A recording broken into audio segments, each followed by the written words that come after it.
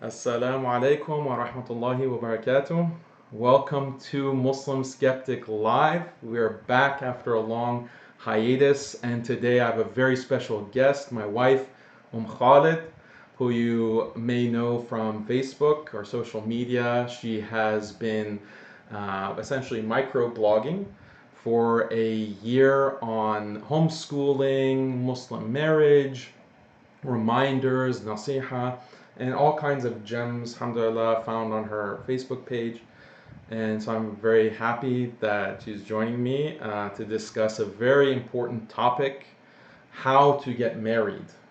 How to get married. And she has developed, mashallah, this amazing course, the most comprehensive course, really, on the topic of how to get married.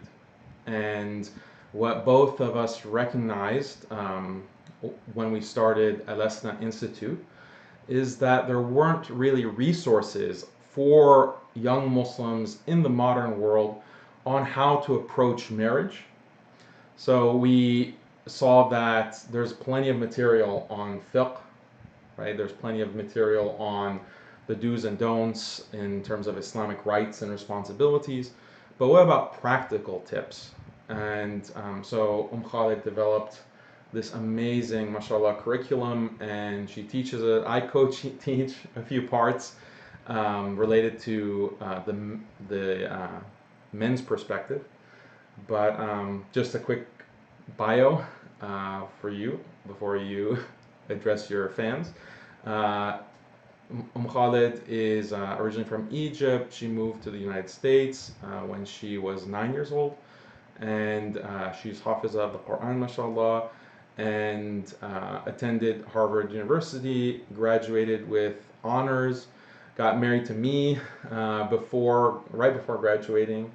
So alhamdulillah, our experience deal with marriage, as well as our experience with advising a lot of young Muslims on marriage and how to go about it with all the different constraints and difficulty.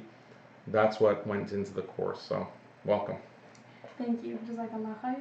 Bismillahir Rahmanir Rahim. Alhamdulillahi Rabbil Alameen. Wassalatu wassalamu ala Sayyidina Muhammad wa ala alihi wa sahbihi ajma'in. Assalamu alaikum, everyone. I'm very excited to join you. Thank you so much for having me on Muslim Skeptic Live. It's a very exciting time, and inshallah we'll talk about a really interesting and dynamic topic that a lot of people are interested in and thinking about and have a lot of kind of questions and concerns about. So hopefully this will be a good session. Hopefully it'll be a little bit of fun. Yeah. I don't know if our sound is good, so if there's any problems with the sound, just comment. Maybe you should speak a little bit louder. Okay. Can everybody hear me? If you guys can't hear me, please say something in the comments. Yeah, this is the first time I'm checking comments, okay. That's why. So let's just make sure that everyone can hear. You should turn down the sound. Okay. Is there? I think someone said no audio, but I think everyone can hear us. People are saying sound is fine. Alhamdulillah for both of us. So I'm good, right? Sound is a little low, somebody said. Okay, I'll try to speak up. Okay. Okay, so then the purpose of this session, to get right into it, we want to address very concrete questions, and mainly yourself and myself as well. Basically, how do you go about getting married? And we'll try to make sure that nothing we say depends on what we teach in the course. But we do recommend people take the course, and we included a discount code for the course, Match Made in Jannah, How to Get Married. If you go to alesna.org, you can go to the course page, and we have a promotion, 50% off if you use the code webinar6. Webinar6. So if someone can type that in the chat box, I typed it in YouTube. So if you think that what we're saying is interesting and you want to learn more, you want to learn in depth step by step. The whole course is almost 20 hours. It's like 124 lessons. So Khalid literally spent a year a developing. little bit over a year, actually. Yeah, a little bit About a over a year year and a half, yeah. developing the course. So, Yeah, mashallah. it took a long time. Yeah. Okay, so then let's begin with the questions. You want to choose one, or should I just go off the list? No, you go ahead. You pick one, and then we'll answer together. I'm not going to answer everything myself. We'll get the female perspective and the male perspective, inshallah. Okay. So here's one. Financial stability is very important to Muslim families during the marriage process. Can you elaborate more about what you and Brother Daniel went through to overcome these struggles prior to getting married and engaged and married? I want to get married according to the Sunnah, but I also want my family to be pleased and to feel at peace knowing they are giving their daughter to a man who can properly take care of her. What would be what would be an ideal income for a young couple looking to start a family? Okay, very super detailed question. How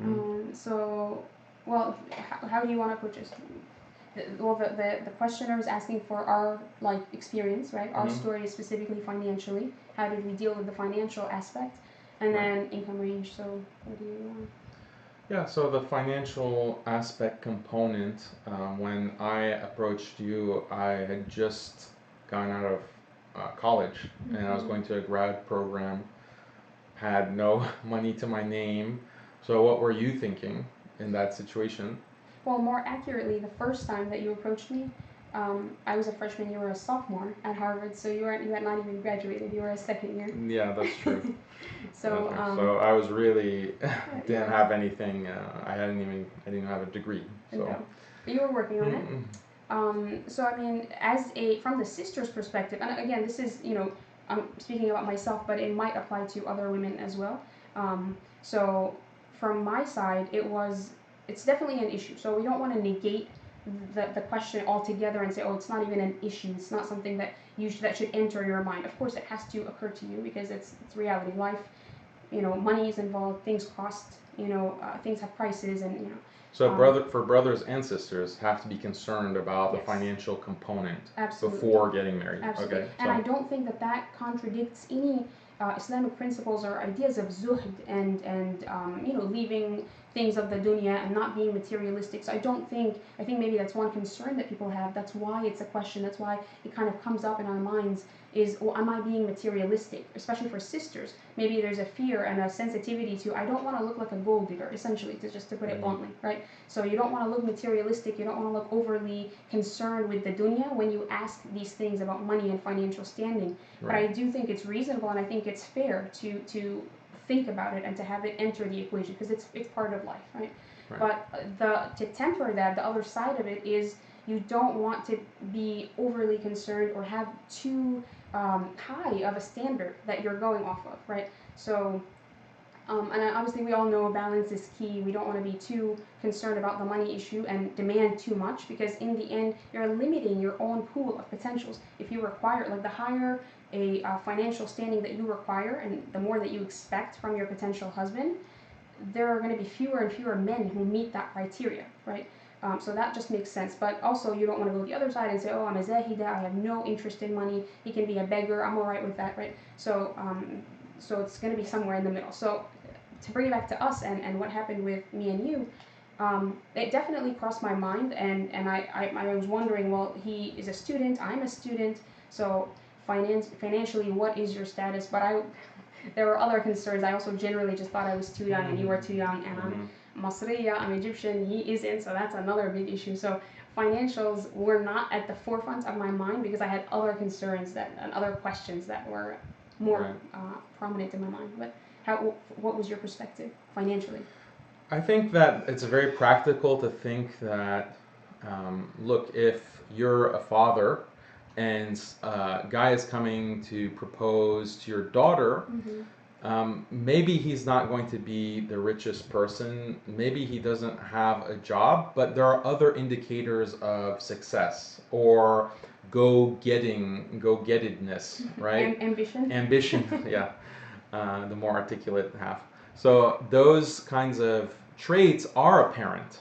If you're a college student, for example, and you're on the honor roll and you're, as a brother, you're on the honor roll, you're doing great in your courses, then this is a good thing to bring up to your potential father-in-law, and their family, that look, I'm not there yet, but I'm serious about life. I'm serious about doing well. I'm serious. Whatever like you are doing in this part of your life, show ihsan, show excellence. Really strive to do that, and that will prove that that just increases your value in the eyes of potential suitors. And that's a legitimate, like you said, it's legitimate.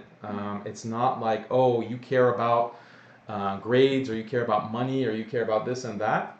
Yeah, there's a balance, as you said. You can be too much, or it can be you don't have any regard, is not good either. And a responsible father is not going to let his daughter, just throw her into the hands of anyone. He has to do his due diligence and make sure he's in good hands, because it affects his daughter. It also affects him, because if it turns out that this guy marries his daughter and he's a bum, then it's going to end up in a bad situation for him and his family. He has to deal with that. So I think that's what I would say to that. Yeah, and I think one idea that, as I'm hearing you speak about this, Daniel, one thing that was coming to mind is basically you're describing responsibility.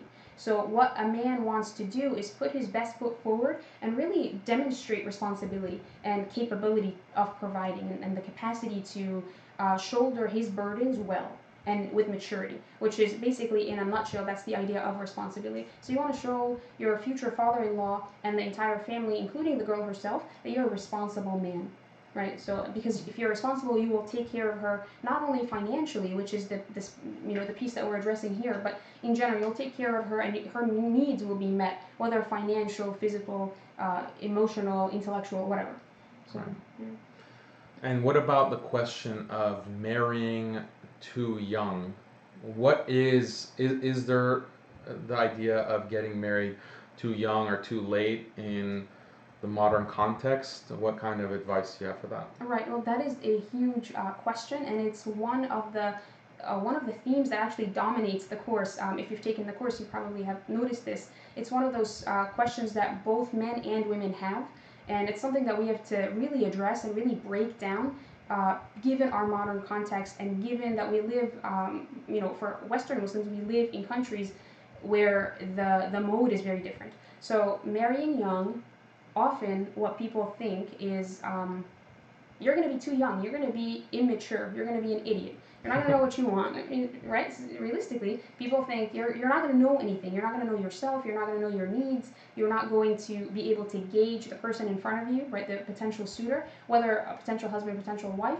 So you're gonna jump into a marriage too hastily and prematurely and not have a good decision, and then you're gonna have a bad outcome. So that's the concern, and I totally understand that. It's justified to kind of have that cross your mind.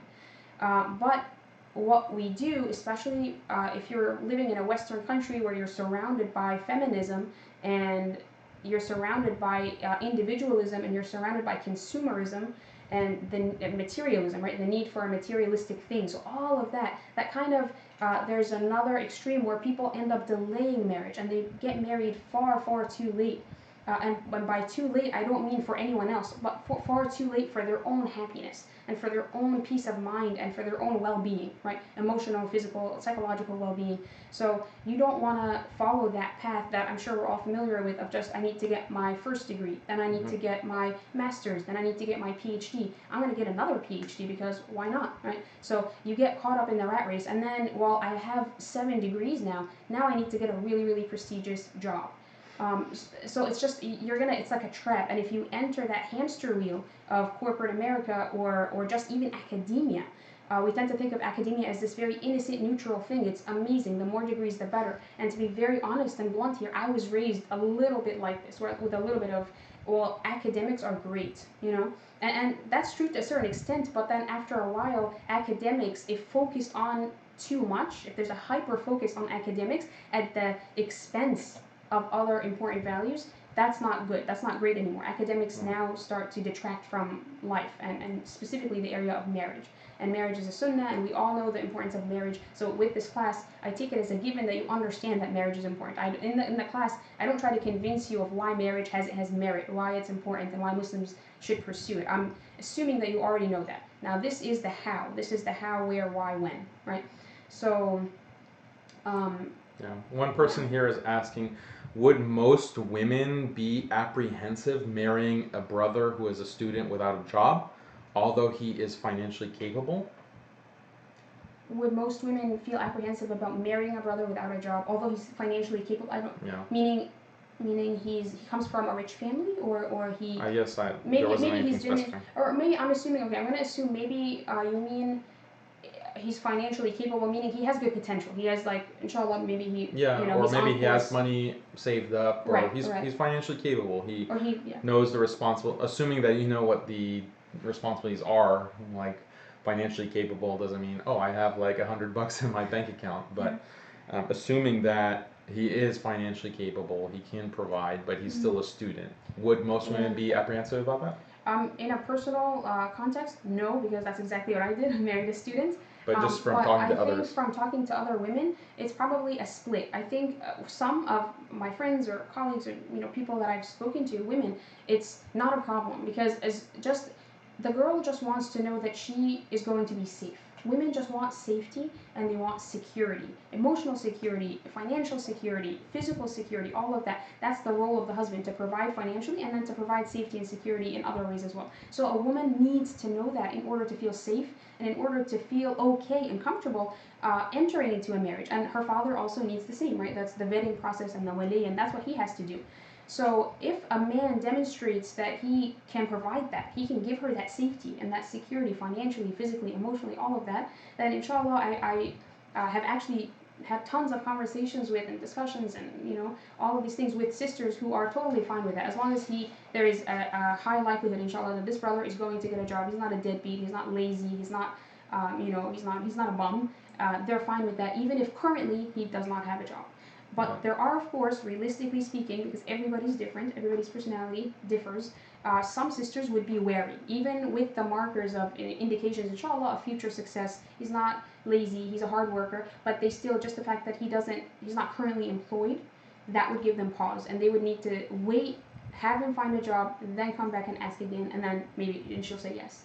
So it just depends on the personality of the sister, and I think her life experiences. If the sister is coming from a background where maybe she's used to a certain standard of living, and she's used to maids and a butler and a driver, I mean, that might not cut it for her. She might say, well, I need you to be, where's your job? Where's your your income?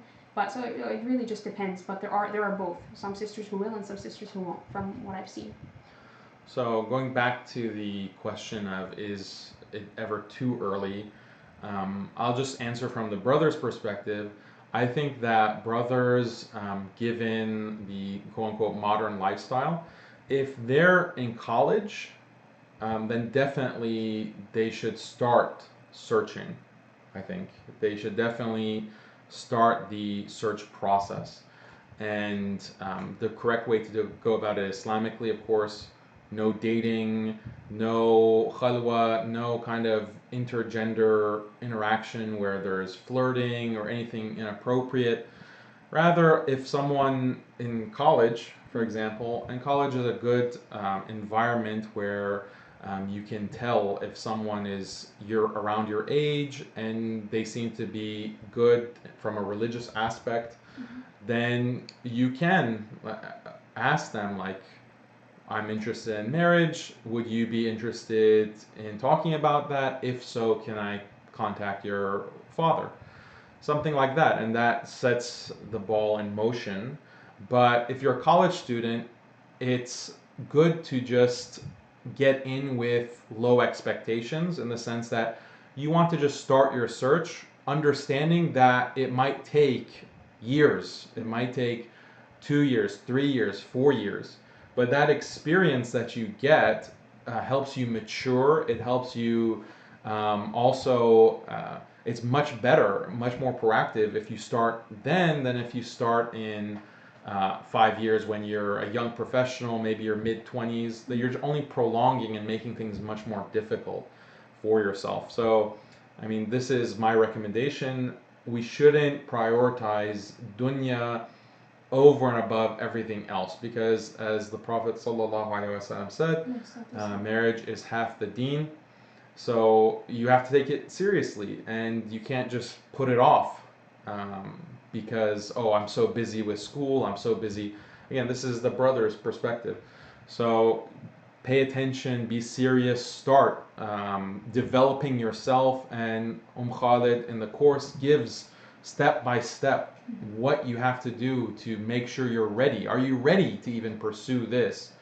Go through, the checklist, go through the material, and all the questions that you have to answer as addressed in the course. And there's a step-by-step process, basically, and we can't really cover all of it in this short webinar, but that, I think, addresses the question of, is it too early? Unfortunately, zina can be a problem. It is a huge problem, not can be, it is. Well, I don't know if it's huge. Like, I don't want to say that Muslims are just committing zina. Oh, no, I'm saying in the cultural background, the cultural backdrop that we are surrounded by. Yeah, zina is everywhere. So Muslims have to be very aware and very cognizant, and don't get lulled into a false sense of security that, inshallah, I'm safe. And especially for parents, my kid is safe. Obviously, my kid is fine. Not my kid, right? I mean, may Allah save us and save all of our children. Ya Rabb, Ameen. But it's a reality that we have to take into account and really keep in the back of our minds as our child grows, especially for us parents. Keep that keep that in your mind as you watch your child grow, and watch for signs of readiness and interest in your child, in the opposite gender and things like that, so that we can facilitate marriage and save our children and our youth from falling into some really bad stuff and getting into bad situations. Okay, now that was the brother's perspective, but how about the sister's perspective? How do you balance college and / career with marriage? And people are interested to know, like, our situation where you were in college, you're at Harvard, and then you're getting married, and you're not pursuing like the career, the advanced education, and so forth. What about sisters who have that kind of choice in front of them? How do they navigate that? Do you have like any tips? Well, I do not have the full answer. Obviously, there's no easy answer or button that you press and then you get it. I wish there were, but the reality is that there is a tension here. And I want to acknowledge that and just fully state, like from the get-go, that it's not a very easy thing. I think sometimes people try to negate the tension, or try to say, oh, it's so simple. Obviously, go to school and get a job, duh. Or, oh, it's so simple. Just quit high school. Don't get your high school diploma and just get married, and. So it's in our day and age, and specifically in the countries that we're living in, etc., etc. There is a tension. Why?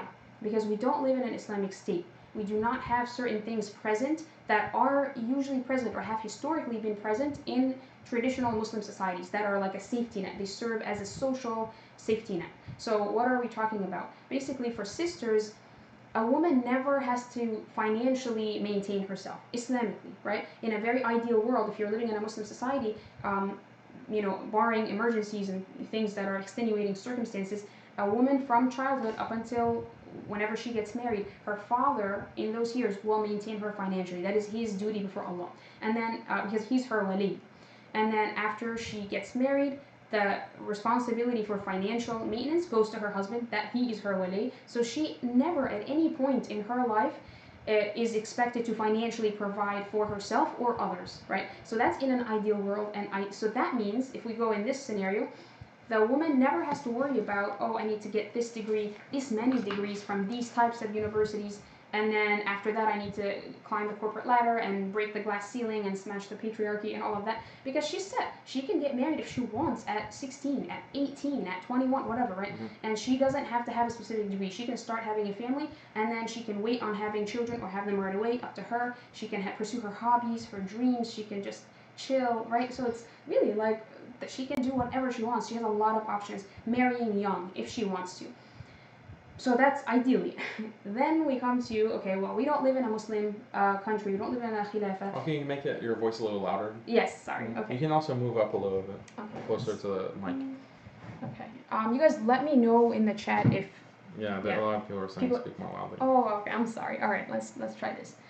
Okay, so that's the ideal answer. Ideally, she can do whatever she wants. She doesn't need degrees. She doesn't need to have to worry about money ever because her dad and her husband.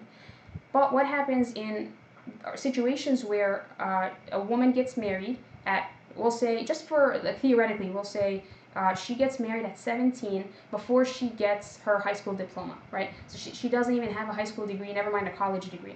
And then she's thinking, well, I'm set. My husband will provide for me, because Islamically that's what he has to do. Imagine, the husband does not, things don't work out, the marriage actually breaks up and she gets a divorce. And maybe in that marriage, in the meantime, she had a child or 2 children or whatever. So now she's a mother, and after a divorce, her husband no longer is her wali and is not responsible for financially maintaining her. Let's say she goes back home and she goes back to live with her parents. Say, again, for argument's sake, her parents are not financially well off. They're not rich. So they are going to have a hard time financially maintaining her and her children. What is she going to do, right? So in that kind of scenario, and this stuff happens, right? In that kind of scenario, she needs to have a safety net of sorts. She needs to have something to fall back on to be able to provide for herself and support herself and her children, because her husband is gone, the father can't do it anymore, so she's stuck. So that's the tension that we want to acknowledge, and I don't want to sugarcoat it or say, oh, obviously it's so simple. It isn't, and I know that, right? So we just want to be real here, and we want to address the reality on the ground and everything that we see and what's happening.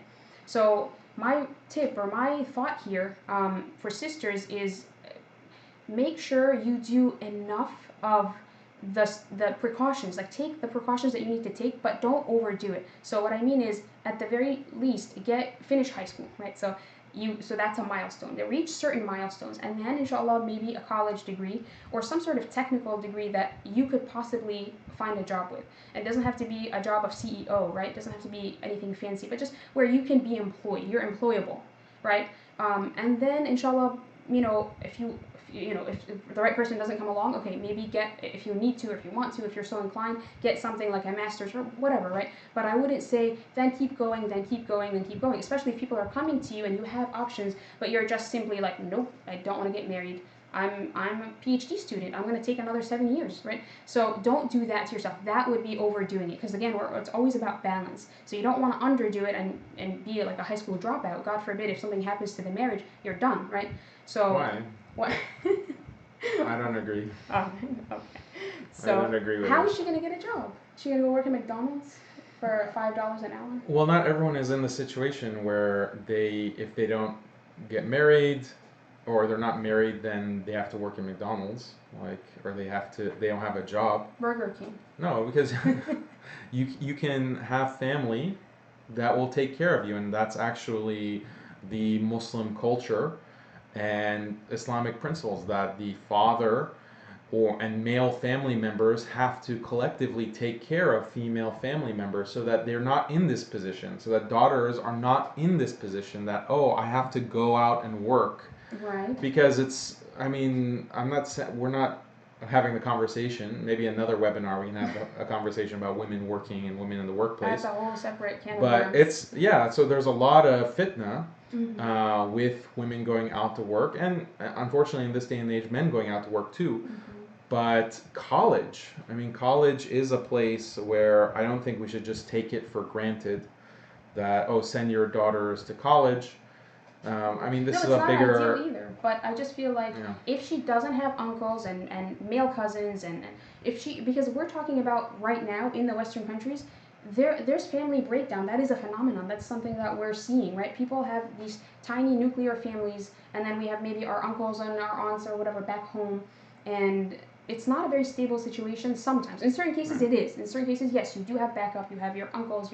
If your father can't do it, your uncle will step in, or your cousin, or whoever. So she has male kin and who are protective and supportive and loving, and they can step in and take care of her and her children. But I'm just saying, if you just hypothetically take the worst case scenario, no family, no male kin, she doesn't have a GED, no degrees, no money. Her husband left, and she got divorced, and she has children. So I'm wanting to acknowledge that because I want to be as real and raw as possible, because people find themselves in such situations. Sure, unfortunately. I agree, but we can't take extremes and That's portray true. them as the norm. Absolutely. I think that the current norm is not ideal, Right. and I think I that the agree. way that things are set up, like with college, what do we like? That's a whole other can of worms when we recommend going to college. That is true. I hesitate to recommend college. No, but like if there are certain things that are met, like okay, the daughter is not living by herself around other men, or it's all women's college. Like there's all these kinds of things that have to be a concern, because we don't want to be naive that there are girls, unfortunately Muslim girls, some minority inshallah, who are going to college and they are brainwashed, they fall into all kinds of wrong things Islamically, and so we have to be just conscious of that. But I think what you're saying is very good advice, inshallah. I mean, there are traps everywhere, like the trap of going to college. The stuff that happens there is, I've heard so many horror stories I have seen in my own family, or people that I know, friends, very, very close friends, things that happen when a girl goes to college. The environment is not conducive sometimes to Iman. It destroys whatever Iman someone had if they didn't start off with strong enough faith. There's a lot of tests, and a lot of fitna, a lot of trials, and some very, very bad stuff happens in college. So yeah, there's not an unqualified recommendation for women to go to college. So, Brother Muhammad says, serious question, how does one not harbor anger and resentment after years of lost potential for halal and so much exposure to haram? You feel betrayed. Some of us are almost 30. It's just tiring. So I think this is a brother asking this, but I think there are sisters too that are very frustrated with the marriage process, brothers and sisters. I think a brother approaching 30, his prospects are probably increasing. The older you get, the more secure you get. As a man, your prospects actually increase. So it's not, there's a lot of reasons to be optimistic as a male, but that's not always the case for females, right? As they get older. So why are you laughing? Because in the course, it's a sad situation. It is. I know. I don't mean to be callous, but in the course, actually, I talk about this, and it's something that was kind of a light bulb moment for me when I looked into this and researched this. But what I learned was there are two separate scenarios for men and for women, and the first scenario is a young woman versus a young man. So a young woman is very, very valuable. A young man is very not valuable. Why is this the way that it works? A young woman, so I'm going to be brief about it, but inshallah in the course we talk about this at length. But basically a young woman is very valuable because she has, there are assets and there are things that are they're positive about each gender, right? So for women, what is valued in a woman, especially as a mate, as a spouse, is going to be things like her energy, her youth, her fertility, right? So we're talking about something called a fertility window. Her fertility window when she's young stretches before her. She is, let's say, 17, 18, 19, and she has a certain window of time that she is fertile, that she can have children. That instinctively, biologically, we find attractive, as a society, for a wife, right? We want a wife who's as fertile as possible, right? That's just naturally what people look for. And then there are other markers also, like beauty, facial symmetry, health, things like this. But fertility is a big deal. So a young woman, when she's the younger that she is, the bigger her fertility window. She has not used it up. It's full. It's ready. She's at the start of it. So she's very, very valuable. And conversely, the young man is not valuable at all because his assets are different. People don't care about men's fertility. I mean, not really, not the same way as they do for women. People care about men's money, right? And we see that in the questions. People are asking about financials and stuff. So for a man, because he's the provider, Islamically speaking, so that's very, very important. And a young man, he is not at the start of he's at the very bottom rung. He doesn't have money, he doesn't have a job, he's a student, whatever. So he's not valuable. But the thing that blows my mind is that over time, if you're looking at it like a graph, things get reversed. Things slowly become the opposite. A young woman slowly decreases in value. And I don't mean worth or self-worth or anything like that. I just mean specifically just looking at the assets that make a person an attractive mate.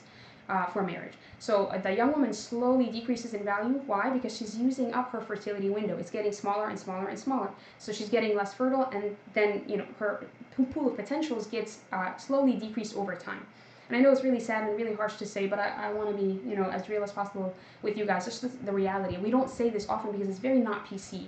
It's taboo to say out loud. That's not something that is cultural. This is just biological. This is just the nature of the human body. And we it's all not know that someone it's who true, is right? deciding. Yeah, this, it's not because it's misogyny. It's not misogynistic to say that. It's just basic biology. I think we all understand. And there are certain things like a woman after 40 is generally going to have trouble conceiving and becoming pregnant. Even at 35, there's a specific drop off and an association with Down syndrome and certain other birth defects. So that's again. Biologically speaking. And then for the man, the reverse happens where he starts off here at the very bottom because he doesn't have money and financial stability. But over time, he will increase in his money as he works more, as he gets more degrees, and just as he gains experience, his social status rises and his financial status rises. So now he becomes more attractive. Whereas before he started off at the bottom, now we're here, right? So he's here, he's at the top. And she was here, and now she's slowly decreasing again over time. This is how people perceive potential mates, right, for men and for women. So it's very different. And I think the danger with feminism, one of the dangers, is that it tricks us and it gives us this mistaken impression that men and women have the same outcome. If you're a man, you go out, you get the degree, you make that money. And if you're a woman, you do the same thing, honey. You just get your degrees and a ton of them, and then you make money, and it's the same outcome. Men do it. Why can't we? We're the same as them, right? Anything they can do, we can do better. So don't fall for that because it's really, really inaccurate. And it's not going to land you in a good place because you're slowly using up your fertility window, chasing the degrees. And men, unfortunately, it's just the reality, right? They will be increased in their status, and so it's not a good situation for women. So don't follow the lead of men and just pretend that you're exactly like them because the reality is very different. Right. Right, here's a question from Zeki. He says, when you both got married, did you move in together immediately? Would you recommend two college students to get married to save themselves from falling into haram due to the major fitna in American universities and wait until graduating to move in together, allowing them to see each other and the sorts of things without breaking the boundaries of the Sharia?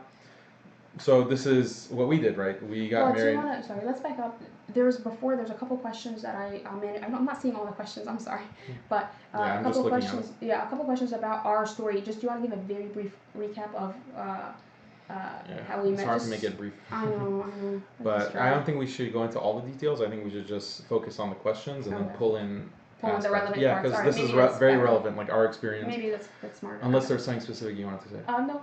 I think people just, if you don't, we talk about it in the course at length, and it's very hard to shorten it, and we're trying to look at the time. But yeah, because we should just try to focus on the questions and bring our experiences. Right. So did we move in together immediately? I had just graduated from college. She was finishing her senior year, and we did not move in together. We had the nikah. So yeah, for Arab in general, and then we didn't move in, but I lived in the area, and so we would see each other. I still lived in my dorm room at Harvard, and he was just in the same in Cambridge. neighborhood. I was just in an apartment. Yeah. So that was a great situation because we could see each other. We could go on halal dates. If you want to go on halal dates, they were halal. I shouldn't use air quotes.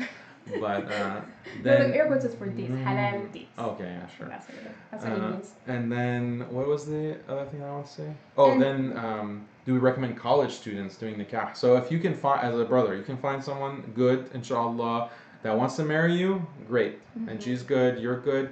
Then I don't understand the hesitation because there's not going to be much more expense when you're living together. In fact, there might be less expense because instead of in two separate apartments or two separate dorm or whatever, or you're just in one, or if you're in a dorm and she's at home with her parents, then she can come move with you, or you can stay apart. You don't have to live together. You can get married and stay separate until a later time when it becomes easier or more convenient. So there's a lot of flexibility, Islamically speaking. There are cultural constraints, and what we teach in the class, or what you teach, is that we should respect the cultures, we should respect our parents, to the degree that it's not making you fall into haram. But yeah, I don't see any problem with getting married as in college. Both of you are college students. You're going to live together and you're going to have fun. It's going to be great, inshallah. Yeah, but I actually think I would give it a more like full advocacy than what you just did. You're like, Endorsement? oh, yeah, bigger endorsement. Like, there's nothing better than, well, I guess some things are, but it's very, very nice to get married in college, I think. If, of course, not everybody has the opportunity, and I totally understand that, so I don't mean, you know, for everybody blanket statement, but for generally speaking, if you are set and you've developed yourself enough, in the course we talk about, you know, there's 5 steps, and the first step is self-development. So you want to be set internally, and you don't want to be chaotic on the inside with a lot of baggage and a lot of issues. So work on that first. And you want to work on your relationship with Allah. That's number one priority. Absolutely. Work on your relationship with Allah, your relationship with yourself, and your relationship with creation. So the creator and the self and the creation, right? That's generally how I break it down in the course. So work on that internal state first. And then if you feel like you're set, inshallah, we all have things to learn and we all have ways in which we can improve. But if you've reached a basic stability, you know, emotionally, and then you meet the right person and they seem emotionally stable and they seem religiously upright and character, deen and khuluq and everything is there, then absolutely, why not? Get married. You don't have to live together. You can live in your dorm room with your roommates. That's what I was doing. I had 3 roommates. And I was writing my senior thesis at the time and waiting for graduation and all that. So I did that, and then he was a student. You're doing your master's, right? So there's no, and it's fun and it's exciting, and alhamdulillah, it's like a ni'mah because you don't have that specific time. You don't have the full responsibility of full-on marriage where you're living together, you're washing the dishes, and you have kids, and that comes later. But if you have the opportunity, if it presents itself, and you're in college and you're 2 students, totally, I would say jump on it because it's fun and you have all the elements of dating, right? But alhamdulillah, it's halal. You've done your nikah, your kitab, everything. Your parents are on board. Everything is official. Then it's just a fun time. You enjoy the company of each other. You kind of get to know each other slowly and you ease into it as 2 people, kind of slowly learning about each other and growing into each other, right? So that, it would definitely be nice. Right, so endorsement from me, a strong endorsement from Khalid. Okay, so any tips on how to meet new people in our post-COVID world? That's a big question. COVID ruined a lot of stuff, honestly. Seriously. Yeah, don't get me started. No, don't. Please don't start. But it's true. But I mean, tips on how to meet new people. I mean, it depends on where you are, because not everywhere is locked down. But let's imagine the worst case, like you're locked down, travel is restricted. How are you going to meet people? Well, in the course, you talk about all the different types of marriage. Like like the first distinction that you make is between arranged and not arranged. Not arranged, yeah. Spontaneous meetings. Yep. So if in terms of arranged, then would COVID affect that? Well, I think people are worried about. And speak louder. Yeah. All right. Okay. How is this? Okay. Maybe that's good. Yeah. Okay. So in terms of arranged, I think, okay, so if we go to the COVID situation, obviously what we're worried about is how do we get together? So it's not about how do we find each other because we're still, I mean, arranged marriages work the same way. If you have a hookup auntie, right, the auntie network, it's still there. Everything is still in place. But it's just once I've identified a potential person, once I've seen a bio data, I've seen the picture and the personal information, and I'm all right. I can proceed with it. How do we then meet up? I think people are worried about because social distancing, you know, masks and flying. How do I fly, right? So those are logistical concerns that people have, and I totally understand because you can have Zoom sessions. You can have exactly. You can have teleconferencing. You have to get creative. It's not that difficult between the brother and the sister and the wali. Yes. Sitting in the room. Or even somewhere. the 2 families, like literally just families. 2 the families. Way we're sitting now, and then you see her family and their mom and dad are there, and yeah. So with arranging, there's not really that much.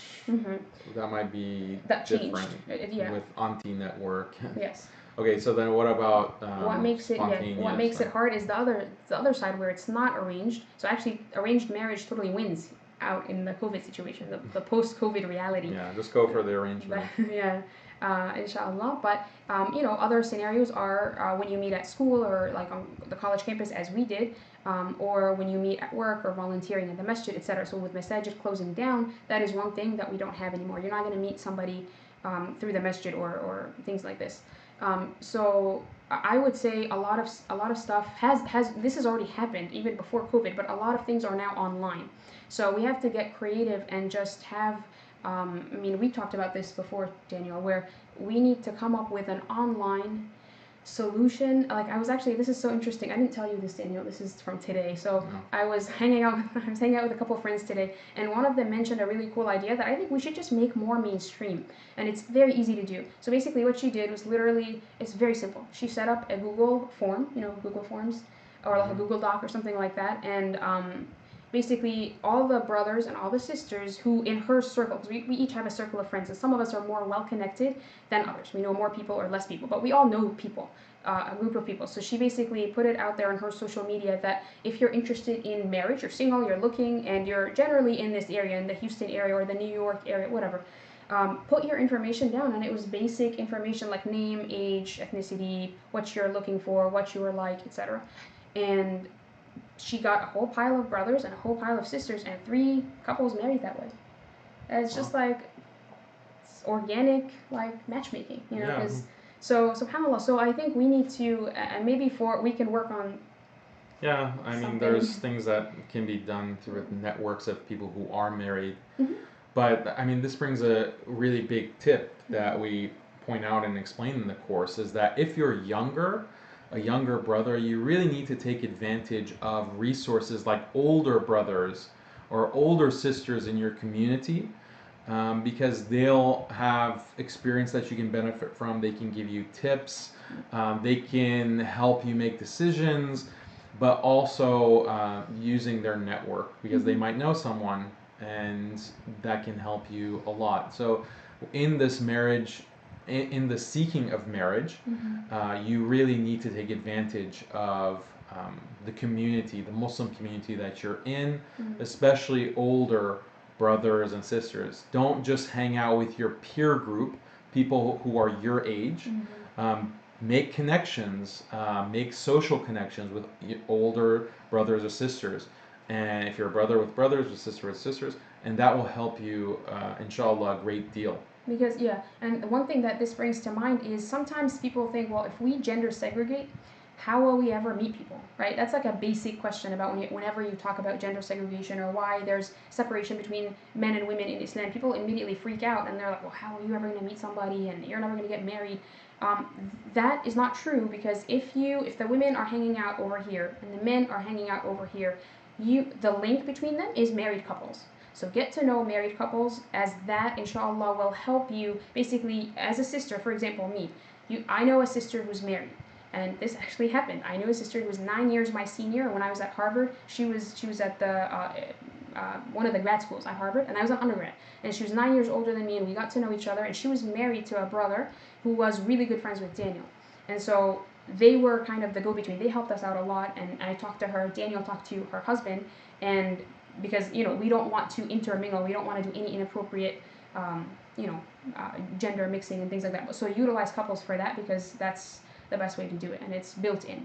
So, but you're right, as Daniel was saying, if you're just hanging out with your peers, they're exactly like you. If you're single, they're most likely going to be single. If you're looking but can't find someone, they're most likely going to be in the same boat. So they're going to be hard pressed to help you. They're not going to hook you up. I mean, sometimes they will, but generally speaking, you have a higher likelihood finding someone through a couple. If you talk to the sister and you say, hey, I'm looking, does your husband know anybody? And inshallah, things happen that way. And actually, after we got married, so we've been married for almost 12 years, alhamdulillah, and in that time span, people have come to me. So I'm now that married woman, which is, so subhanAllah, it's so interesting, the role reversal. And people come to him and say, does your wife know any girls? And I had a very close friend of mine ask, can you ask Daniel if he knows so-and-so, because, I might be interested in that brother for marriage. And we'll be the go-between. I'll tell Daniel, text him this, and this. Don't tell her her name. Don't tell him her name, because I don't want her to, so. Problem is, I don't know any people. So no, you do. You know some people. I'm not the best person to ask. Okay, so here's another question. I can answer this if you don't want to. So, what about if a woman has to live with her in-laws because the husband is the only son? What should be the conditions? If the father-in-law is earning a lot of money and the mother-in-law has many maids to help her with the work, shouldn't the wife have her own house in that condition? Is it fard upon the son to live with parents in such a condition? So living with in-laws, this is a complicated question because it has culturally specific factors, and then also it depends on your social standing. So for some people, like the basic Islamic requirement of having the wife having her own quarters, basically. Does that mean a mansion, her own house, independently without any shared? Yeah, she needs her own island, or can it be like a room within a house where other family members live? There are so many different situations that can still be perfectly permissible and meet the requirements of a husband's responsibility to provide for his wife. So we're not going to get into those details, but it brings up a very important point for the marriage seeking process. Are you asking these questions in advance? Are you making it very clear what your expectations are as a brother or as a future wife? If you're not comfortable as a sister to be living in under the same roof as your mother-in-law, that's a deal breaker for you. So you have to be very clear and upfront about this. If you're a brother and your wife will have to live under the same roof as the mother-in-law or the father-in-law, or you have a lot of your income that will be going to your family, then you should disclose that. You should be very transparent, because you don't want to go into marriage with these rose-tinted glasses and think, oh, we'll just work it out. Let's just get married and then we'll figure out the details. Love is enough. Yeah, love is love. Love is enough. So you really have to be extremely upfront, clear, disclose all of these things, these expectations, because if you don't do this, this is exactly what leads to conflict. So much of the conflict in marriage is because of financials, like mismatched financial expectations. And misaligned expectations in general. Yeah, she has expectations of independence, privacy. She comes from a lot of this. I was going to say to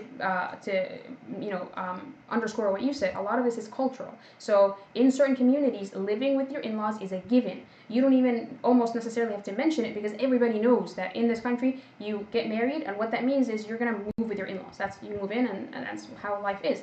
And in other cultures, that is absolutely unheard of. People will freak out. A woman will freak out if she even gets a hint that she might even have to see her in-laws more than once a year. Just again, depending on the culture and depending on how you were raised and what you're used to. So this will be an issue. So as Daniel said, this is one of those major things that are a deal breaker. You want to talk about, for the brother, tell your future wife that you're talking to, the situation that I have going on is that if you marry me, you will absolutely have to live with my parents, because this is my situation. Financially, I'm supporting them, or they're elderly and I want to help them, etc. And let her decide, so that she doesn't marry you based on false advertising or lying by omission, because you just didn't talk about that. And for sisters, same thing. If you absolutely can't abide the thought of living anywhere near your in-laws, and never mind with them under the same roof, sharing the same kitchen, say that, speak up, so that when it happens and you start freaking out, he doesn't feel betrayed. He doesn't feel, well, why didn't you say anything?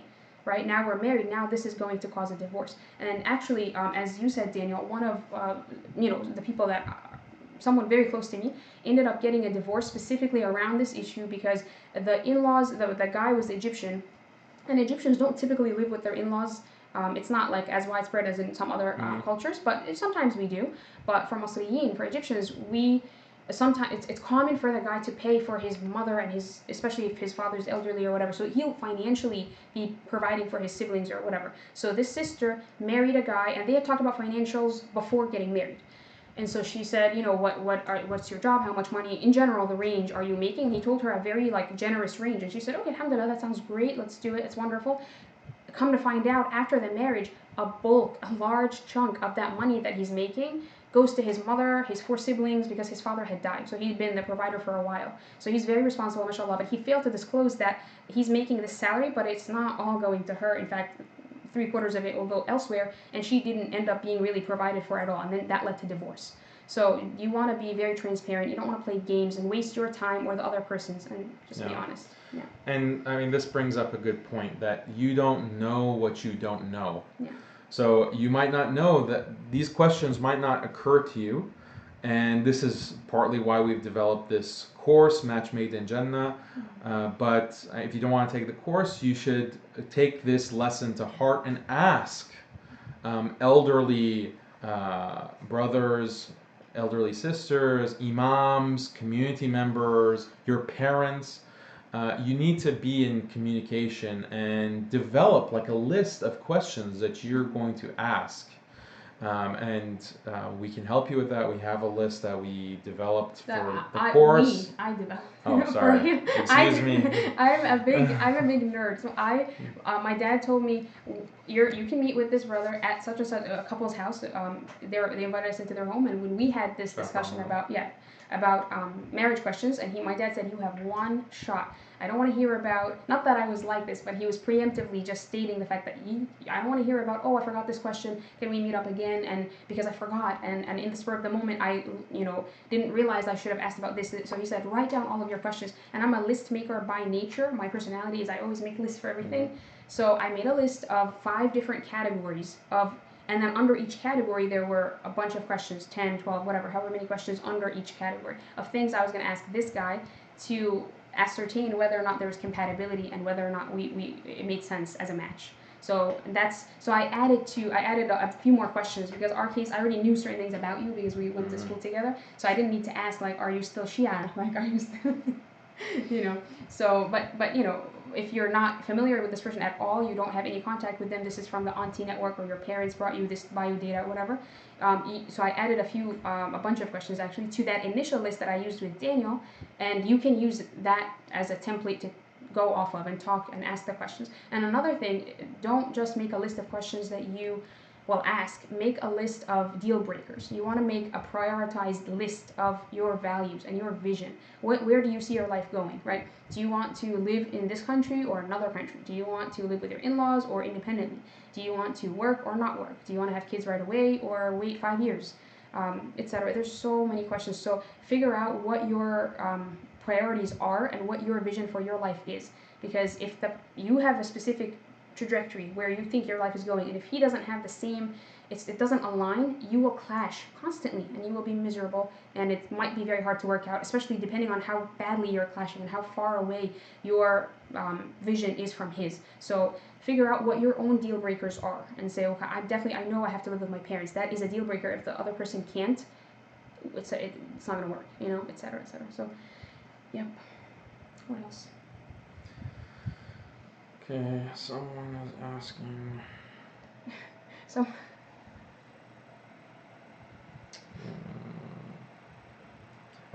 Someone asked, is our course Match Made in Jannah good for someone who has already been married and has children, or is the course just for young people?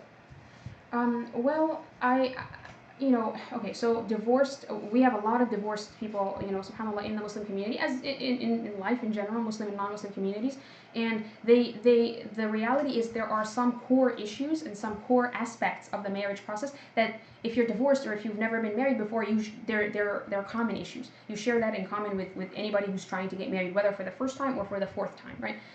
So there are common issues, and I think the course definitely covers that very, very thoroughly. So inshallah, hopefully there will be something there for you that you can kind of glean and maybe hopefully find some benefit in.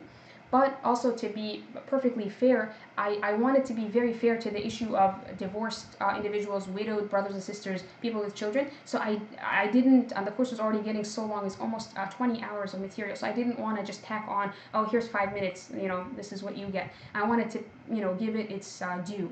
So I didn't actually end up including a segment about what do I do if I'm divorced, what do I do if I have children, because that, out of respect for the topic, it's a big question, it's its own issue. So it's not specifically covered in the course. But inshallah, hopefully some of those things that are covered will be useful and be of some help, inshallah, hopefully. Yeah, because there's no someone who's divorced, maybe part of the reason that they got divorced is because they approached marriage wrong. Or in they the first place, like they didn't go into it with the right mindset. So the course could still be beneficial. Right. Yeah.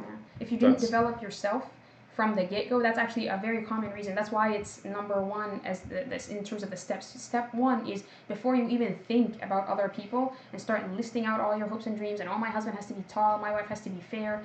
Before you do that, where are you? What are you like right now? Are you good internally? Are you set with Allah? How is your relationship with Allah? What is your deen like? Are you praying on time? Are you praying 5 times a day? That kind of thing. So you have to figure out, how do you think about marriage? Has feminism snuck into your thoughts and tainted your whole view of marriage? Are you a woman who's very, who has a lot of animosity towards men for whatever reason, right? Or are you, that exists, So sometimes if you don't check yourself and you don't realize what's going on internally with you, that plays out in your marriage subconsciously, and you can't help it. You can't control how you're acting. You're lashing out at your husband, physically, verbally, emotionally. You're gaslighting him, things like that. So if that happens, you might get divorced. And then if you think about, okay, well, let's rewind and I want to remarry, inshallah, and try it again, go back to step one and say, okay, well, where am I? What is my relationship like with myself? What's my conception of marriage? What is up here for me that maybe I need to change and maybe update? And then inshallah.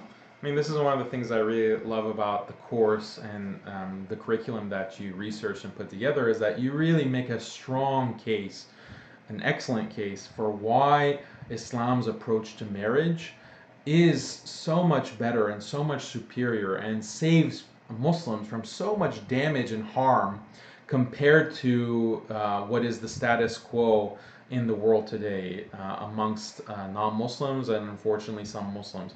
So this is, I think, like feminism, you talk a lot about feminism and how feminism distorts the minds of men and women. So I talk about this often, but hearing it from you as a Muslim woman, I think is very refreshing for a lot of people, and that's a big part of the course. So we need representation. Right? Representation. Yeah. No all-male panels. No. Oh yeah, this is not an all-male panel.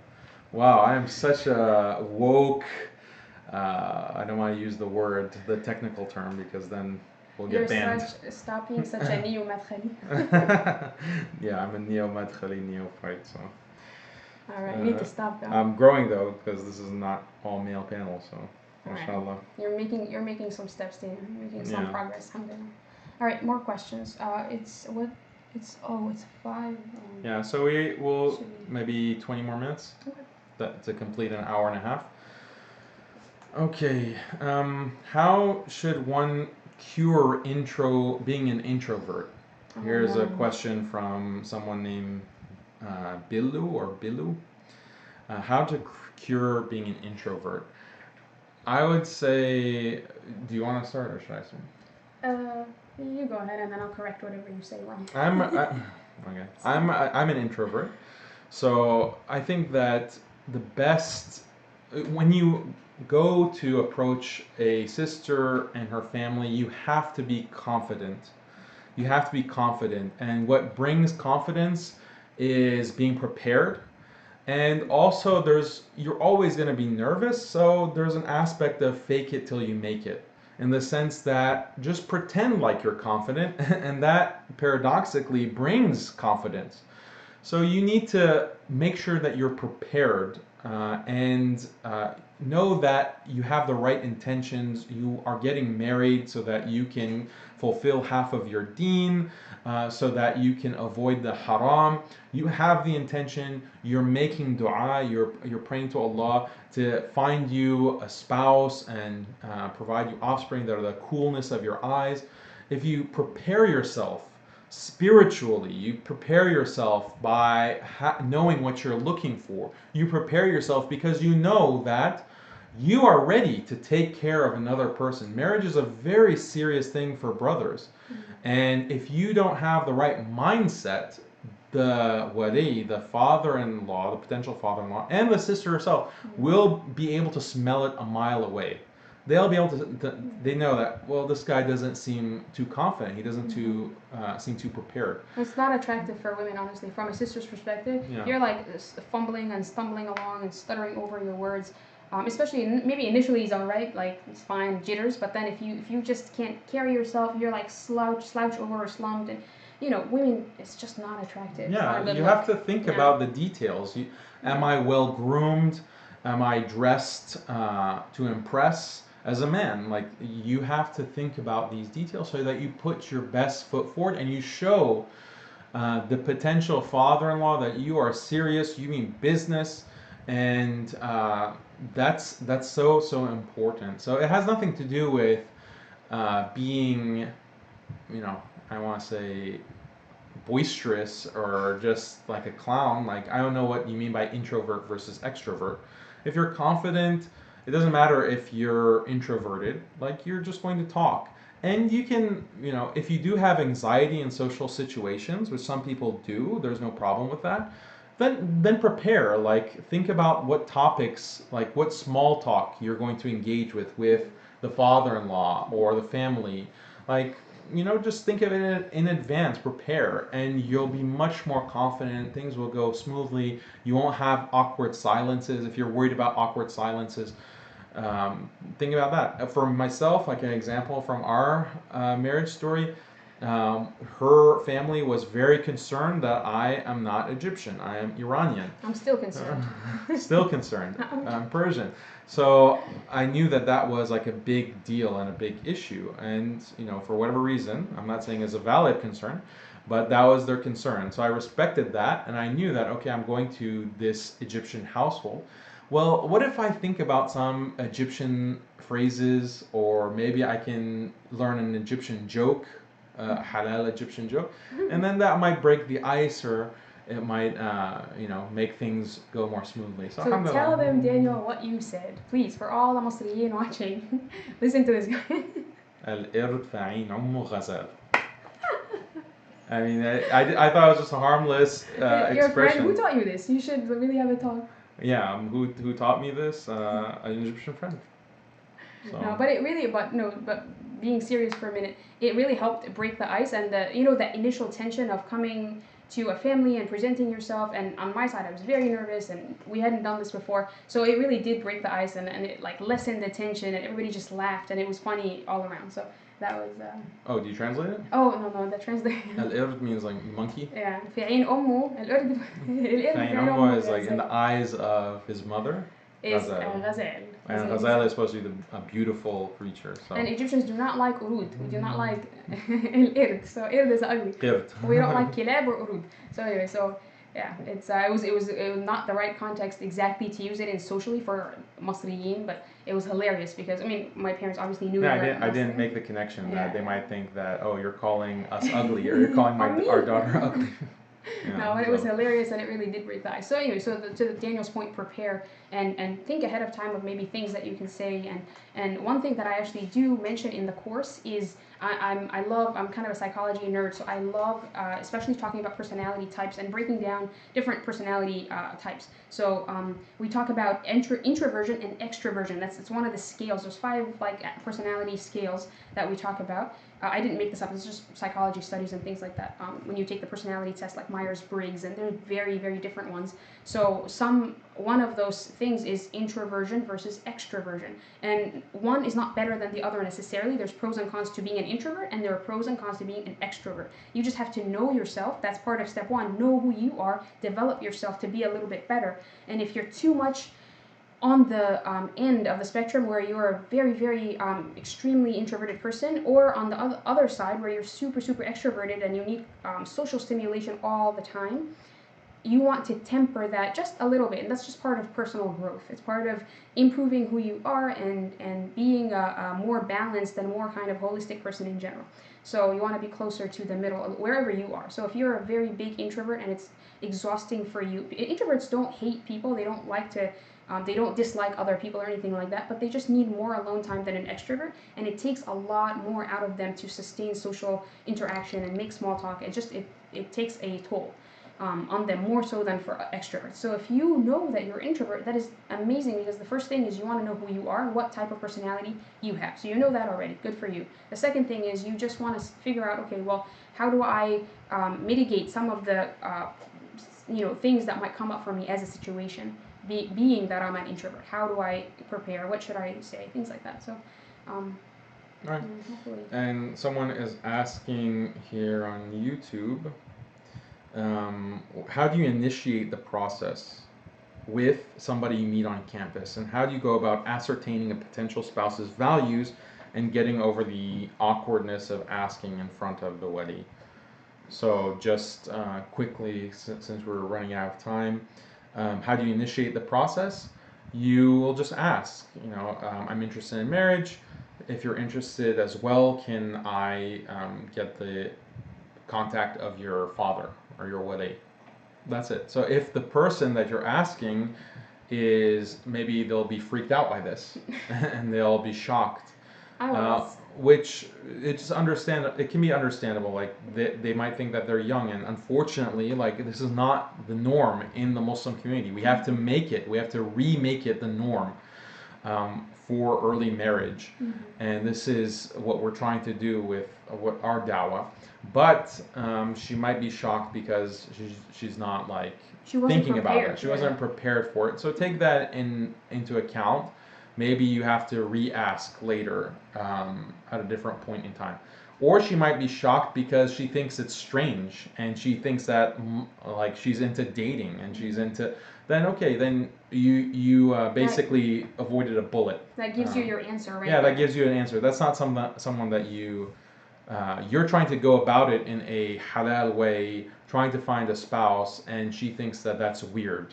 And she thinks that that's something that is awkward, and she doesn't want to deal with you. Okay, so then there's probably not going to be much compatibility there, and you probably don't want to marry someone like that. Yeah. And the other thing I would say is go through other people if you can. If it's an option for you to, right. If you don't want to, that's one way, is the cold approach, right? Like, dude, I'm interested in you for marriage, this is halal, can I please speak to your wali? If you can do that, awesome. If for some brothers who, again, if we refer back to introverts, if you are introverted and you find that socially awkward and you can't bring yourself to ask her, then what I would say is ask about her. Do not ask her initially. Ask about her, just her friends, go through a friend of a friend, or if you know a couple, etc. Ask the brother to ask his wife to ask the sister, are you single, first of all? Because maybe she's engaged, maybe she is married, whatever. Or are you, if you're single, are you looking to get married? Because maybe she has some issues she's working through and she's not ready to get married yet, or etc. And then are you interested in a Pakistani, or are you interested in a Muslim guy, or whatever. So things like that, just kind of feel like you're putting out feelers. And if it comes back positive, yes, she's single, yes, she's looking, yes, she's ready to get married now, then inshallah approach. So if you want to make it a little bit easier for yourself, you can ask about her, inshallah.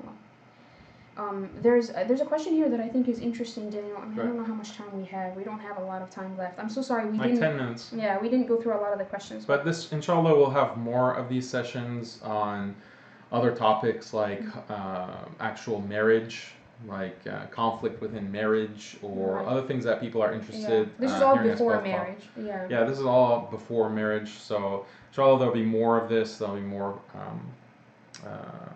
webinars or live sessions, inshallah. Inshallah. One question I think is interesting is kindly advise brothers who are very hesitant and worried about getting married because of the fear of being financially impacted in case the relationship does not work and a divorce has to take place. A lot of Muslim women frown upon the idea of an Islamic marriage contract without state-city marriage, and a lot of brothers are worried about the potential un-Islamic burden put on them by a city-state marriage contract, etc. What do you think? Well, this is a big topic, and unfortunately, there's no way to sugarcoat it. The laws in the West and increasingly in the Muslim world are completely anti-man. And I mean, what can you say? This is something that can legitimately cause financial ruin, because the man is marrying what he thought was a good Muslimah, a good Muslim woman, and she says, I want to get divorced, and takes him to court, not Islamically, goes to a secular court and takes half of his wealth, requires things like indefinite alimony, very exorbitant child support, and on and on and on, even when she was the one who was at fault for the divorce or whatever she did. She wanted it, but the system allows for women to take advantage of men. And I'm not denying the experiences, just for sensitivity. You're not the only one who's sensitive to people's concerns. But I'm not denying that there are bad Muslim men also who take advantage of their Muslim wives by not granting divorce. And we know people like that, where the woman, the Muslim woman, it wasn't her fault, and she wants to move on with her life, but the guy, the Muslim guy, will not grant her a divorce, a talaq. So this is very unjust, it's oppressive, and there is this problem too. So I'm not trying to deny these kinds of issues. But as far as the system, the legal system within America, Canada, most European countries, it's set to favor the woman in most cases. And this is a product of feminism and feminist advocacy. So this is a big topic. I would say Muslim men, be aware of these kinds of pitfalls, be aware of these dangers. Don't let that dissuade you from getting married, but take the necessary precautions to protect yourself, to protect your wealth, to protect your future. And ultimately, you have to have tawakkul and all of these things. But I sympathize very much with those brothers who are saying that I'm afraid to get married. Frankly, I'm afraid because I could be completely financially ruined. And this means that you have to be careful. You have to do your due diligence. And when the Prophet ﷺ emphasizes marrying someone with deen, this is a big reason why. Because someone who doesn't have deen, doesn't care about the rights and responsibilities set by Allah, the hudud of Allah, then they're going to be more inclined to ruin you. You have to do your due diligence and ultimately put your trust in Allah. But there are signs for everything. Just because a Muslim woman wears hijab and prays, does that mean that she is a religious? Like, is she mutadayyina? And the answer, unfortunately, in this day and age is no. You have feminists who they wear hijab and they pray, but they're also going to the Women's March and they're advocating for all of this feminist LGBT rights and so forth. So is this like someone that you feel confident in marrying, who's not going to turn around and use the feminist legal system to its full extent to stab you in your patriarchal back, right? Yeah, I know a story like this where my best friend, one of my best friends, she married a man who used to be married. He's divorced. His ex-wife, who used to be a hijabi, and now not only does she not wear the hijab anymore, she's also a huge feminist. And he knew this, but he thought, I think it's fine. I think inshallah it's going to be okay. But she has taken off the hijab and has altogether renounced Islam and is now a fundamentalist Christian. But that woman, his ex-wife, it's this craziest story. She initiated divorce, but guess what? She took his money. She had him pay for her lawyer. Her lawyer was $20,000, or $20,000, 20 grand, and he is on the hook now to pay for her lawyer that she used against him to divorce him and take money from him. And so he's in debt now, and he has a business that has shut down because of the ex-wife. And I was asking my friend who's now the wife of this poor guy, and I asked her, why is he on the hook for paying for her attorney? Like, right? And that's the law. That's the law. I had not realized that is the law. She can ask for a divorce, she got a really expensive attorney, and his attorney didn't know much. Unfortunately, he was very incompetent. So the guy got he got the short end of the stick, and he lost custody of his daughters. He lost a lot, and then she took half of his business, and it was brutal. And he still, to this day, it's been I think 7 years or 8 years now, and this woman who's now no longer a Muslim, he owes her money. He needs to pay for her lawyer from the messy divorce that she instigated. SubhanAllah. So it's messy. It's I totally understand, and I feel a lot of sympathy for my Muslim brothers, because it's not easy given the legal system here in this country and in other Western countries. But as you said, Daniel, I also have a lot of sympathy for my Muslim sisters who, on the flip side, they get abused by tyrannical husbands, or husbands who don't have any respect for the laws of Allah. They have no taqwa, and so they'll misuse their power, because the wali has power, but it's also, it comes with a lot of responsibility. So if you have a wali who's not taking care of his responsibility towards her, and he doesn't fear Allah, فيها, لا يتقي الله فيها, that's a big deal. So I have sympathy for the sisters as well. May Allah make it easy. Yeah. So I had one other tip. We have many tips in the course, but one tip, if you want to know one indication of, this is a tip for the brothers, is this sister that I'm considering for marriage, is she going to be a crazy feminist who's going to destroy my life? One indication, look at her relationship with her father. Look at how she treats her father, and ask her, like, what do you think about your dad? What's your relationship with him? I mean, be subtle about it, but the point is that if she has this kind of dysfunctional relationship with her father, or she distrusts him for a non-legitimate reason, like it could be that her father is just a bad guy, but her father doesn't seem to be bad, but she just has a bad relationship, it may be due to feminism. It may be due to feminism and the feminist idea that male authority can never be trusted, patriarchy is inherently evil, and all of these feminist ideas. If she's affected by that, it might reveal itself. You might ask her straight up, are you a feminist? And she says no.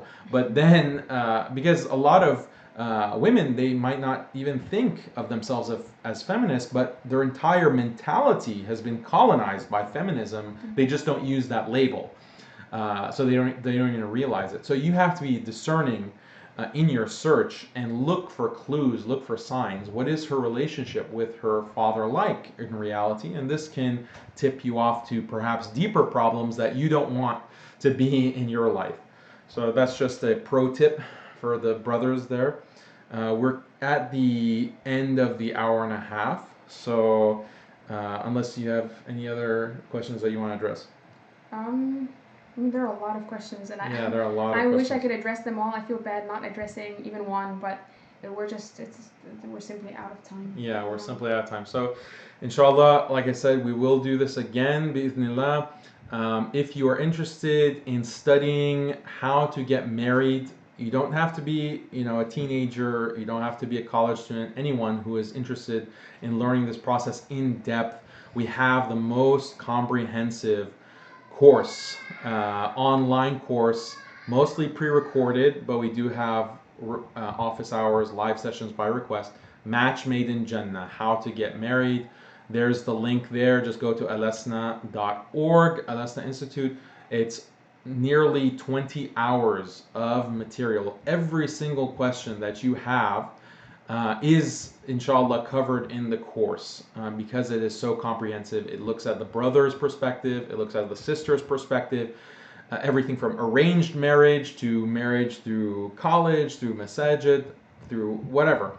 And so you can look at reviews, people who have taken the course, what did they think of it, is it right for you? If you are interested, just use the discount code webinar. Just use the discount code webinar6, and that will give you 50% off webinar 6.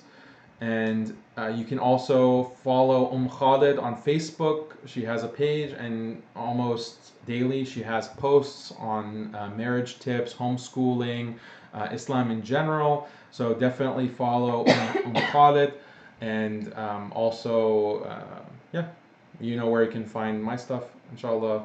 So Jazakumullahu khairan for joining us, and inshallah we will see you online.